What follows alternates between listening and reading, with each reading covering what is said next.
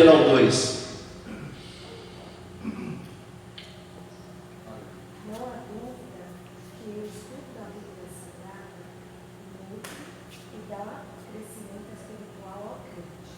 Então, se primeiro nós temos que estudar, porque ela é o nosso manual, segundo nós temos que estudar porque ela é o nosso alimento. Você lembra do que Jesus disse para o diabo? Depois de 40 dias de oração e de jejum, fisicamente Jesus estava fragilizado, sim ou não? Ele era homem, irmãos, ali ele estava como homem, ele não estava como Deus. Ele estava fragilizado. O diabo aparece quando ele está com fome e diz assim: se tu és o Filho de Deus, manda que essas pedras se tornem em pão. Ele sabia que ele estava fraco, mas o que Jesus fez? Jesus se lembrou do que estava escrito. Ele disse assim: ó, nem só de pão viverá o homem, mas de toda a palavra que sai da boca de Deus. Mateus 4,4. Ali ele revelou uma das verdades centrais da nossa fé. Queridos, se nós não nos alimentarmos da palavra de Deus, nós seremos crentes raquíticos. Amém. Por que todo culto de igreja séria tem um tempo reservado para a palavra? É porque a gente sabe que o louvor é bom, a oração é uma bênção, os testemunhos ajudam a gente a aumentar a nossa fé, mas sem o pão que sacia a fome da nossa alma, nós seremos cristãos raquíticos no sentido espiritual. Então, queridos, tudo no culto é bom, mas a palavra tem que ter prioridade. Por isso que toda igreja séria se preocupa em ensinar os crentes a estudar a Bíblia e se aprofundar nela. Terceira razão de nós estudarmos a Bíblia. Quem pode ler? Um de cada vez, por favor, não briguem para ler. Ela é um instrumento que o Espírito Santo usa. Se em nós houver abundância da palavra de Deus, o Espírito Santo terá o instrumento com que operar. É preciso meditar nela. Muito obrigado. Terceira razão da gente estudar as Escrituras. Queridos, a Bíblia diz que a palavra de Deus está lá em Efésios 6,17, quando está falando da armadura de Deus: tomai sobretudo o escudo da fé e a espada do Espírito, que é a palavra de Deus. Gente, nós estamos numa guerra. Eu estou não, pastor, estou na bênção. Quando você aceita Jesus, se você quiser ou não, você foi alistado em um exército. Você está numa guerra contínua todos os dias contra o mal. Então o inimigo está te alvejando o tempo todo. Se você está com a espada ela serve tanto para atacar como para se defender. Então, se você tem essa espada nas suas mãos, você tem condições de enfrentar o seu inimigo com propriedade. Quando um soldado ele vai para a guerra sem uma arma, qual que é a possibilidade dele de sobrevivência? Soldado numa guerra sem arma, a possibilidade dele é voltar no caixão, né? Ou ele virar um alvo só. Tem um filme que fala sobre Até o Último Homem. Sim, eu já assisti, muito bom por sinal. Quem nunca assistiu aí, ó, assista, Até o Último Homem. Só que ele tinha uma arma, Ele tinha. e a arma dele estava o tempo todo aqui dentro do bolso dele e aqui, ó. Ele enfrentou a Suprema Corte para levar a arma dele para a guerra. A arma dele era a palavra de Deus, o Novo Testamento que ele carregava dentro do bolso. Já estou estragando o filme de vocês, né? Poxa vida. Mas o que eu estou querendo dizer, irmãos? Nós precisamos andar armados com a palavra de Deus.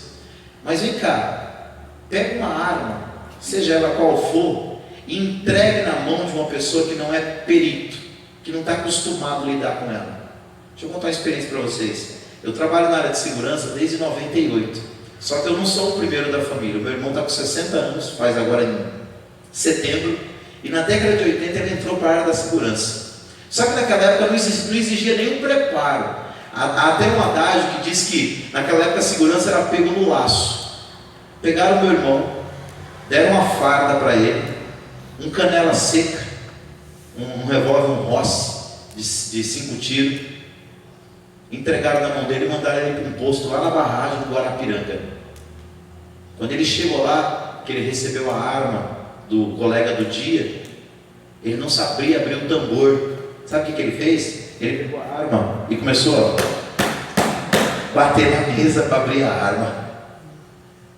Irmãos, se a gente for com a arma para a guerra, para a batalha, e a gente estiver despreparado para usá-la, sabe o que vai acontecer? A gente vai alvejar os outros com fogo amigo. O que é fogo amigo? É quando numa peleja, uma pessoa do seu lado te alveja, é chamado de fogo amigo. Ou então você vai atirar em si mesmo. Por que tem tanto crente usando a palavra contra o outro? Fogo amigo, irmãos, não maneja bem a palavra de Deus. A palavra de Deus não é para atacar ninguém, não é para destruir ninguém. É sim para destruir as fortalezas do mal, do diabo, as hostes espirituais da maldade. Mas para o outro é para levantar, é para edificar, é para consolar, é até para exortar. Mas é para exortar curando com toda a longanimidade e amor. Amém? Por que é importante estudar a Escritura, pastor Davi? Porque ela é o instrumento que o Espírito Santo usa. Sem esse instrumento, sem essa ferramenta na sua mão, como é que você vai vencer a batalha? Então, em quarto lugar, ela faz o quê? Vamos lá, 1, 2, 3. Ela enriquece espiritualmente a vida do salvo. Essas riquezas vêm pela revelação de Deus primeiramente. Quem gostou da minha Bíblia aqui? O melhor aluno aqui do curso, eu vou dar uma Bíblia dessa para você. Não, eu falei uma daquela ali, ó. Vou mandar um post para você pelo e-mail. Queridos, às vezes a gente olha para o dinheiro assim, a gente fica todo encantado, né? Mas irmãos, a Bíblia fala que a sabedoria é a maior riqueza que existe. Já parou para pensar nisso? A pessoa pode receber a maior fortuna do mundo. Se ela não for sábia, provavelmente ela vai voltar à miséria. Eu vi uma reportagem sobre um sujeito que ele ganhou na Mega Sena. Ele ficou milionário, mas ele ganhou tanto dinheiro, que na cabeça dele o dinheiro nunca ia acabar. Sabe o que ele fazia? Ele contou isso na TV Record. Ele saía com o carro, tanque cheio, rodava. Quando acabava a gasolina do carro, sabe o que ele fazia? Você viu também? Ele abandonava o carro, irmãos. Porque como ele era muito rico, ele achava que o dinheiro nunca ia acabar. Ou seja, ele tinha muita riqueza material, mas ele não tinha sapiência, ele não tinha sabedoria. Ele voltou, sabe o quê? A estaca zero. Um dia, ele foi passar o cartão, deu rejeitado. Por quê? Ele já tinha sacado mais do que ele tinha. Querido, as pessoas que não conhecem a Deus, por mais que eles tenham poder aquisitivo, a Bíblia chama ele de cego, pobre e nu. Por quê? Porque as maiores riquezas, irmãos, não podem ser compradas com dinheiro dessa terra. A vida que a gente vive aqui é muito curta. E Paulo disse: nada trouxemos e nada levaremos. Alguém já disse que caixão não tem gaveta, tem? Então, a palavra de Deus, ela enriquece espiritualmente. Então agora, como que nós devemos estudar a Bíblia, pastor Davi? Primeiro, leia ela conhecendo o seu autor. Uma coisa é o camarada estudar a Bíblia só para contradizer o cristão. Outra coisa é o camarada conhecer a Bíblia conhecendo quem é Deus. Um dia um monte de poetas, vários poetas, estavam reunidos, e um deles foi lá na frente, na sua oportunidade, e declarou uma poesia. E na poesia ele declarou o Salmo 23. Todo mundo aplaudiu, achou bonito e continuou as apresentações. Depois foi um cristão, um homem de Deus, e falou o mesmo Salmo 23. Teve gente que chorou. No final das apresentações alguém perguntou assim: vocês dois falaram o mesmo Salmo, qual que é a diferença? Aquele homem que era um servo de Deus, ele disse assim: olha, ele conhece o Salmo do pastor, eu conheço o pastor do Salmo. Aí está a diferença. Entendeu o que eu quis dizer? Queridos, é você ir para a Bíblia pensando assim: eu sei quem escreveu isso aqui. Foram os homens, mas foram inspirados por Deus. Não foi uma obra do acaso. Deus estava nesse negócio. Está entendendo? Conhecer a Cristo antes de conhecer as Escrituras é muito importante, porque você vai ter um relacionamento mais profundo com Ele. Segundo lugar, leia a Bíblia diariamente. Isso aí é indiscutível, né? Nós nunca tivemos uma geração que tem mais acesso às Escrituras e nunca tivemos um povo tão analfabeto de Bíblia. A maioria das pessoas não lê a Bíblia. Graças a Deus que aqui no Parque Santo Antônio todo mundo lê a Bíblia. Ai, que bênção.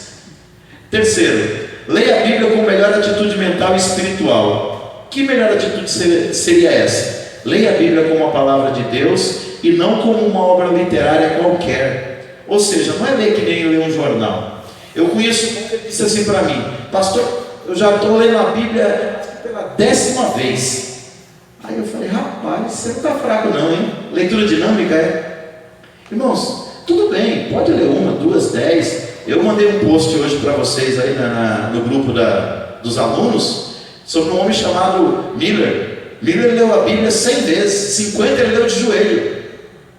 Mas ele era um homem que ele não apenas lia, ele meditava. Ainda que você não consiga ler como Miller a Bíblia 50 vezes no decorrer da vida, mas aquilo que você lê, medite, reflita, pense, pergunte-se assim: o que esse texto tem a ver com a minha vida? No que esse texto pode mudar a minha história? Está entendendo? Ou seja, não leia a Bíblia para bater recordes. O Senhor é meu pastor, não é isso. Não é isso. O Senhor é o meu pastor e nada me faltará. Espera aí, o que significa isso para a minha vida? Está entendendo?